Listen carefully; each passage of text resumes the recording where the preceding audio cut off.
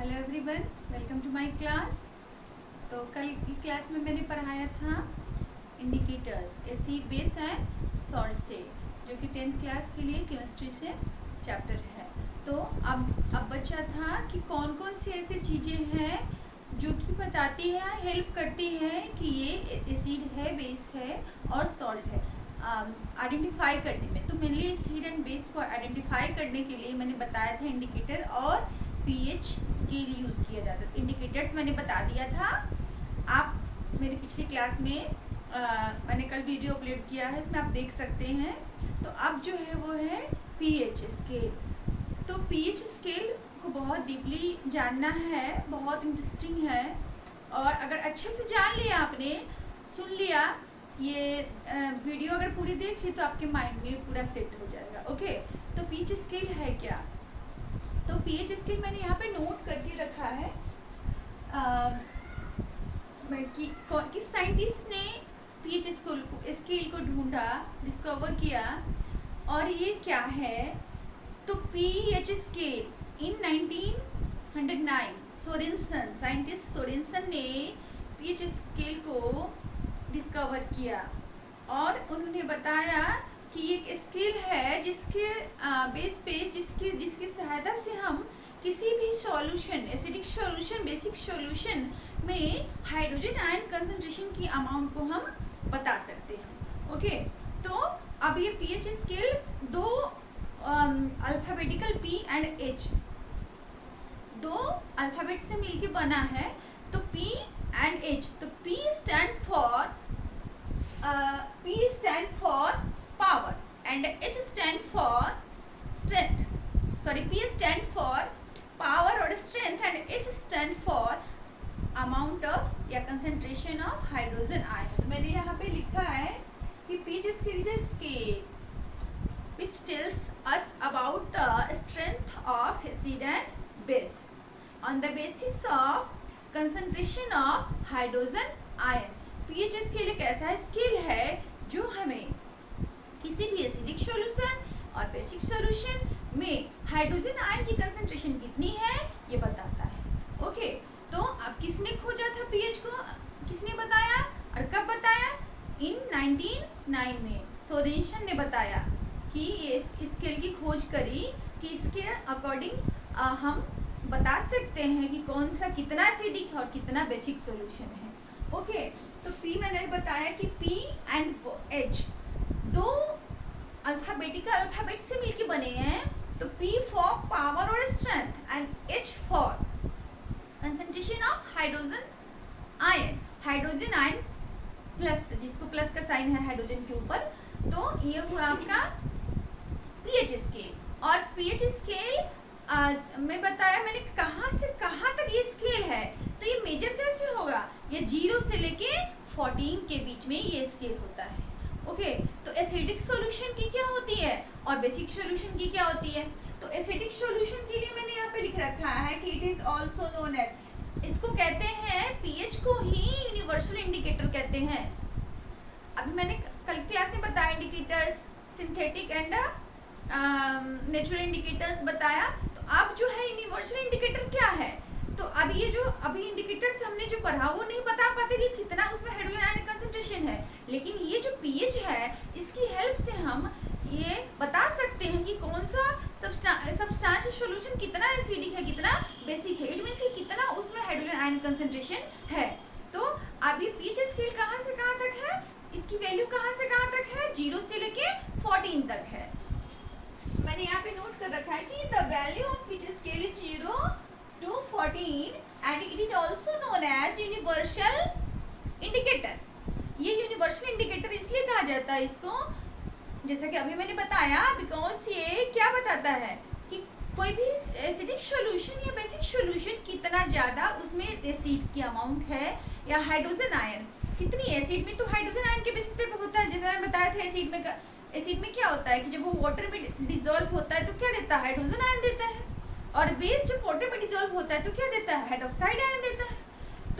तो ये it means कि ये बताता है कि पीएच बताता है कि एसिडिक सॉल्यूशन में हाइड्रोजन आयन कंसंट्रेशन कितनी है और बेसिक सॉल्यूशन में हाइड्रोक्साइड आयन कंसंट्रेशन कितनी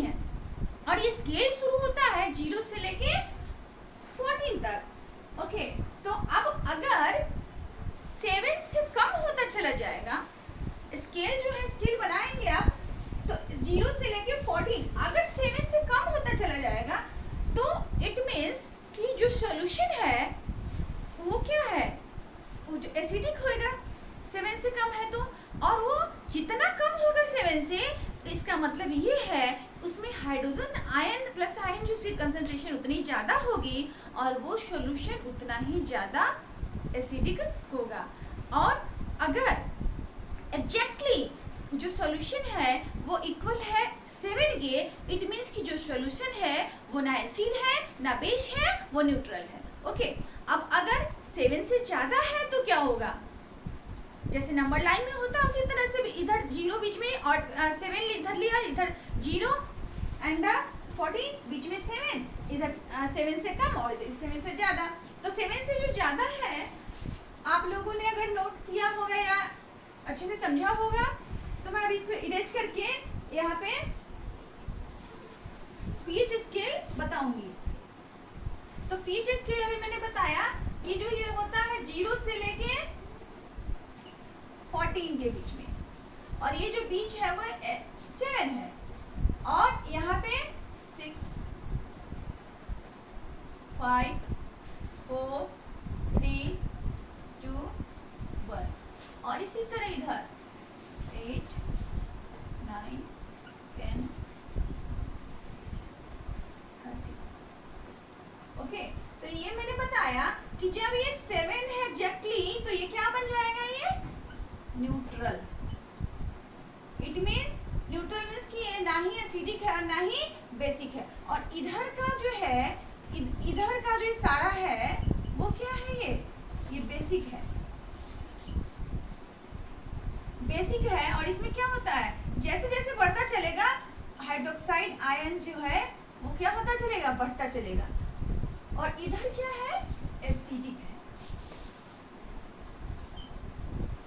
इसमें जैसे जैसे ये पीछे जाएगा, इधर आधा चला जाएगा, उतना ही जो इसकी वो क्या कहते हैं वो बढ़ती चली जाएगी, हाइड्रोजन आयन की कंसंट्रेशन है वो बढ़ती चली जाएगी और वो उतना ही ज़्यादा एसिडिक होता चला जाएगा। तो ये स्केल आप लोगों को समझ में आया होगा कि 7 है तो न्यूट्रल है, एग्जैक्टली 7 है तो न्यूट्रल है, 7 से कम है इट मीन्स कि एसिड में हाइड्रोजन आयन कंसंट्रेशन की वैल्यू ज़्यादा है और वो ज़्यादा एसिडिक है। अगर 7 से बढ़ता चला जा रहा है कि इसका मतलब ये है कि वो बेसिक सॉल्यूशन जो है उसमें हाइड्रोक्साइड आयन की अमाउंट ज़्यादा है और उतना ज़्यादा वो बेसिक सॉल्यूशन है। ओके, तो ये तो था पीएच स्केल। अब क्या बताया मैंने पीएच स्केल के बारे में, किसने किसने इसको कैसे डिस्कवर किया, सोरेनसन ने 1909 में डिस्कवर किया, और फिर उसके बाद क्या, 2 अल्फाबेट लेके पी और एच से मैंने बताया, P for power and strength and H for बताया मैंने mostly hydrogen ion concentration and hydroxide ion concentration. Okay, तो ये हो गया। और उसके बाद मैंने बताया कि इसको यूनिवर्सल इंडिकेटर कहते हैं। क्यों कहते हैं, ये मैंने बताया कि वो जो इंडिकेटर है वो ये नहीं बताता, रिप्रेजेंट नहीं करता कि कौन किस सॉल्यूशन में कितना ज़्यादा हाइड्रोजन आयन कंसंट्रेशन है या कौन कितना बेसिक है या कौन कितना एसिडिक है। ओके, तो ये था पीएच स्केल। आपको पता है कि प्योर वाटर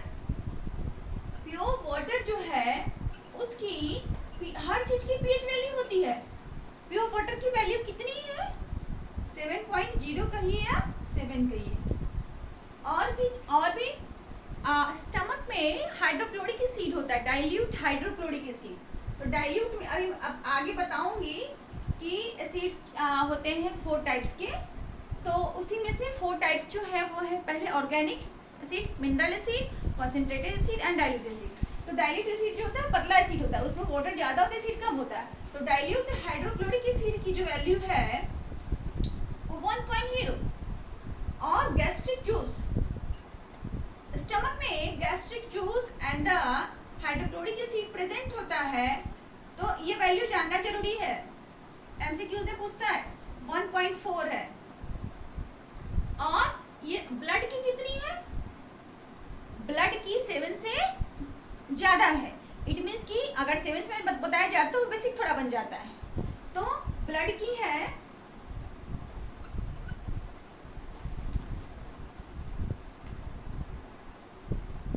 7.8 और